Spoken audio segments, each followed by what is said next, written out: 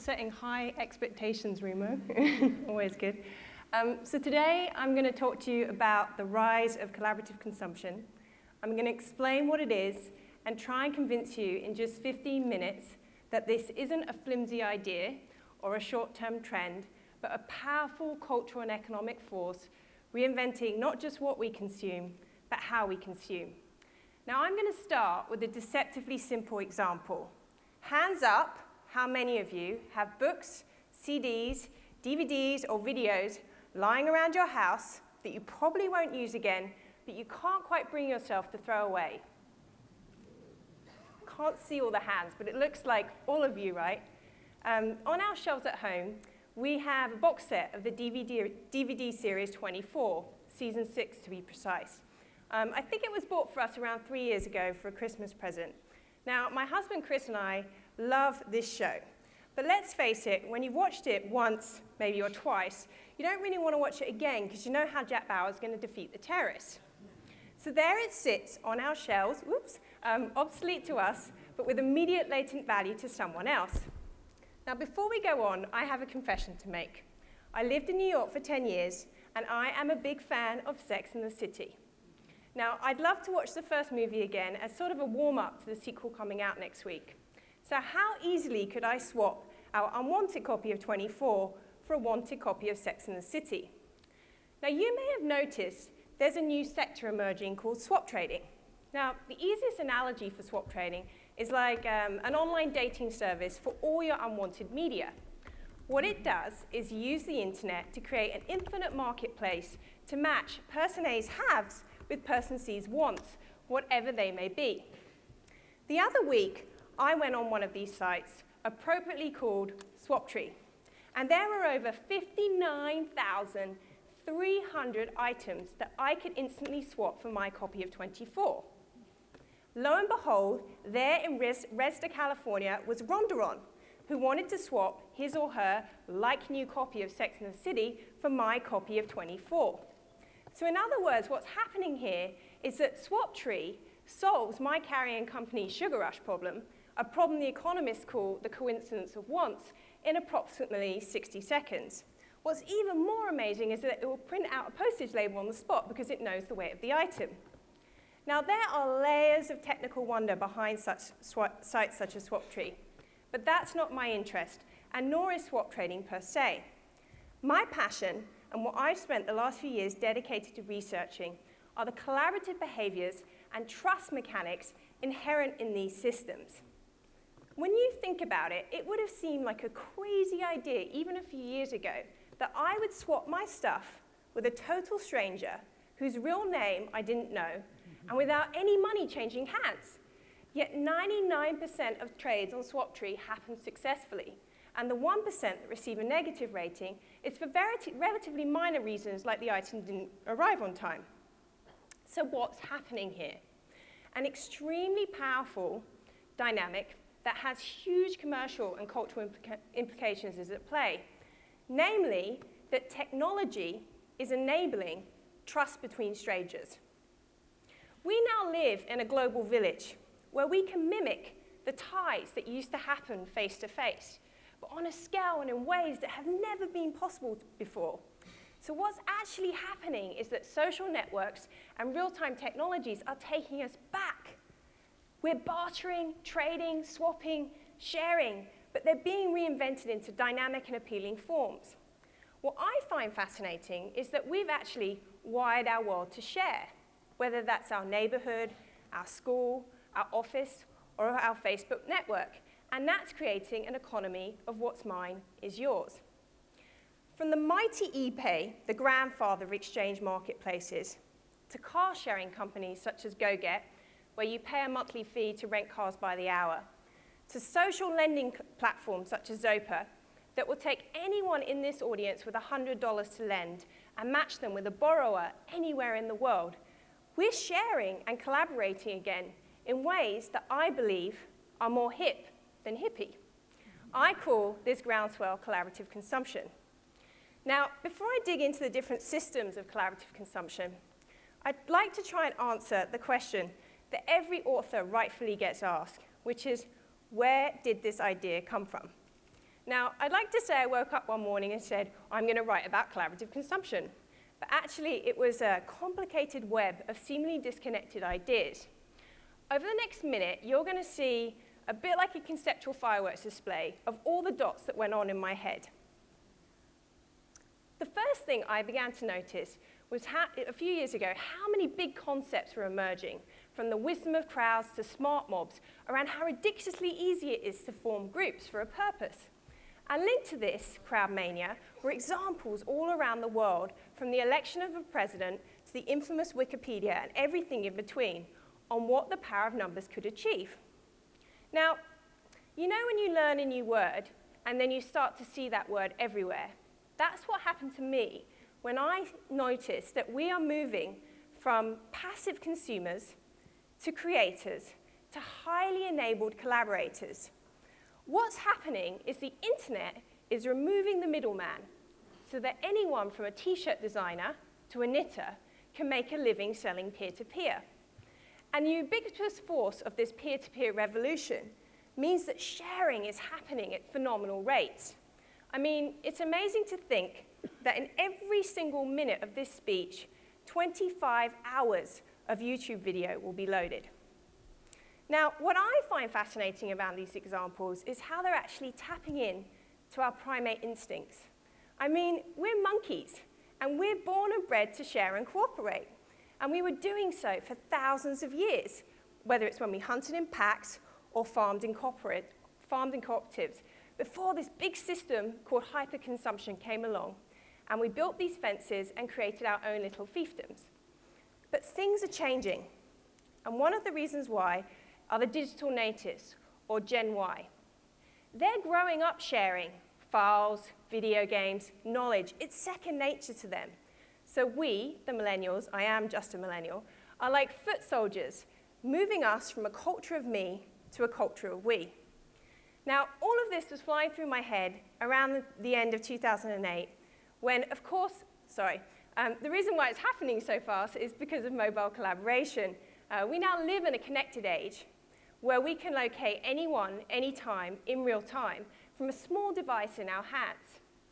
All of this was going through my head towards the end of 2008, when, of course, the great financial crash happened. Thomas Friedman is one of my favorite New York Times columnists, and he poignantly commented that 2008 was when we hit a wall, when Mother Nature and the market both said, no more. Now, we rationally know that an economy built on hyperconsumption is a Ponzi scheme, is a house of cards, yet it's hard for us to individually know what to do. So all of this is a lot of twittering, right? Well, it was a lot of noise and complexity in my head until actually I realized it was happening because of 4 key drivers. One, a renewed belief in the importance of community and a very redefinition of what friend and neighbor really means. A torrent of peer-to-peer social networks and real-time technologies fundamentally changing the way we behave. 3, pressing unresolved environmental concerns. And 4, a global recession that has fundamentally shocked consumer behaviors. These 4 drivers are fusing together and creating the big shift, away from the 20th century defined by hyperconsumption towards the 21st century defined by collaborative consumption. I genuinely believe we're at an inflection point where the sharing behaviors through sites such as Flickr and Twitter that are becoming second nature online are being applied to offline areas of our everyday lives. From morning commutes, the way fashion is designed, to the way we grow food, we are consuming and collaborating once again. So, my co-author, Rue Rogers, and I have actually gathered thousands of examples from all around the world of collaborative consumption.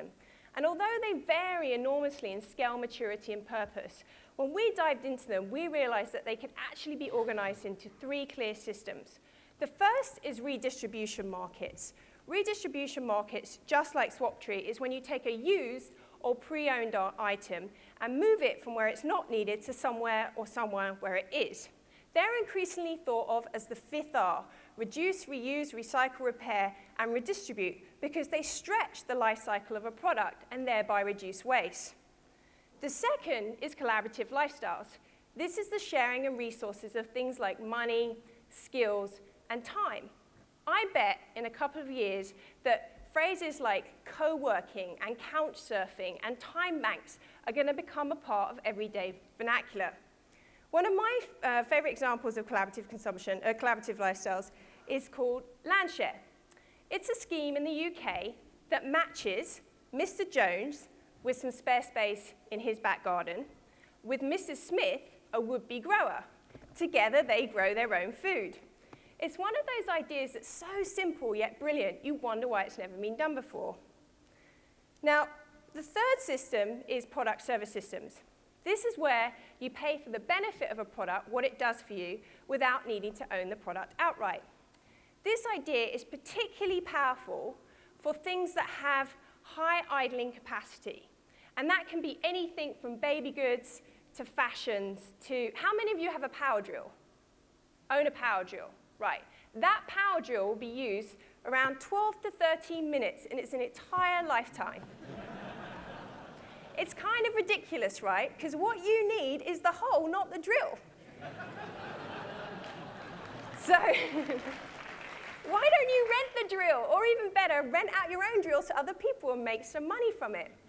These three systems are coming together and are allowing people to share resources without sacrificing their lifestyles or their cherished personal freedoms.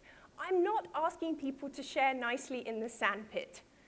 So I want to just give you an example of how powerful collaborative consumption can be to change behaviors. The average car costs $8,000 a year to run, yet that car sits idle for 23 hours a day. So when you consider these two facts, it starts to make a little less sense that we have to own one outright. So this is where car-sharing companies such as Zipcar and GoGet come in. In 2009, Zipcar took 250 participants from across 13 cities, and they're all self-confessed car addicts and car-sharing rookies, and got them to surrender their keys for a month. Instead, these people had to walk, bike, take the train, or other forms of public transport. They could only use their Zipcar membership when absolutely necessary. The results of this challenge after just 1 month were staggering. It's amazing that 413 pounds were lost just from the extra exercise. But my favorite statistic is that 100 out of the 250 participants did not want their keys back. In other words, the car addicts had lost their urge to own.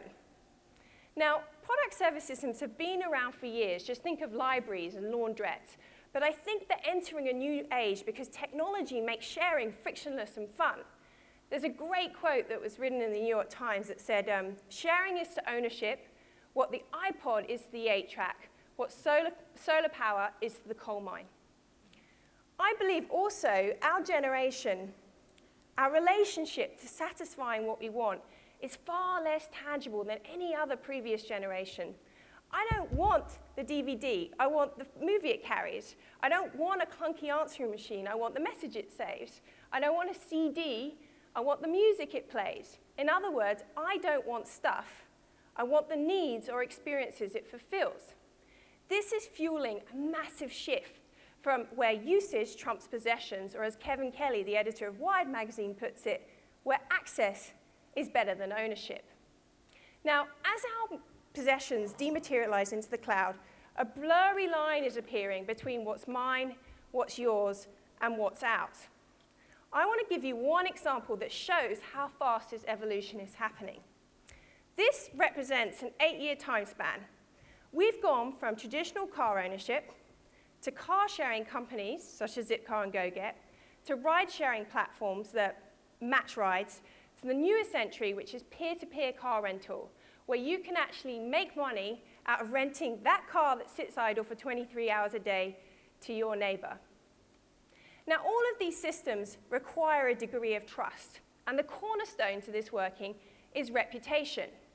Now, in the old consumer system, our reputation didn't matter so much because our credit history was far more important than any kind of peer-to-peer review. But now with the web, we leave a trail. With every spammer we flag, with every idea we post, comment we share, we're actually signaling how well we collaborate and whether we can or can't be trusted. let's go back to my first example, Swaptree. I can see that Rondaron has completed 553 trades with a 100% success rate. In other words, I can trust him or her. Now, mark my words, it's only a matter of time before we're going to be able to perform a Google-like search and see a cumulative picture of our reputation capital. And this reputation capital will determine our access to collaborative consumption. It's a new social currency, so to speak, that could become as powerful as our credit rating. Now, as a closing thought, I believe we're actually in a period where we're waking up from this humongous hangover of emptiness and waste. And we're taking a leap to create a more sustainable system built to serve our innate needs for community and individual identity. I believe it will be referred to as a revolution, so to speak, when society, faced with great challenges, made a seismic shift from individual getting and spending towards a rediscovery of collective good. Now, I know I've thrown a lot at you, so I've made a quick 2-minute recap video that's going to summarize everything I just condensed, and I'll be back for one short sentence.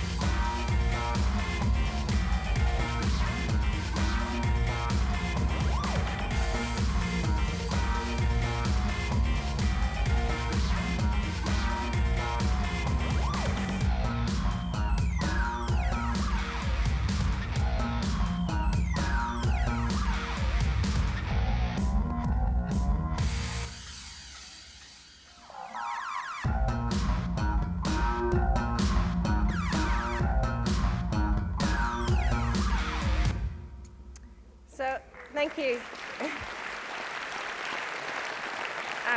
I know I've got to get off the stage. I'm on a mission. I'm on a mission to make sharing cool. I'm on a mission to make sharing hip, because I really believe it can disrupt outdated modes of business, help us leapfrog over wasteful forms of hyperconsumption, and teach us when enough really is enough. Thank you very much.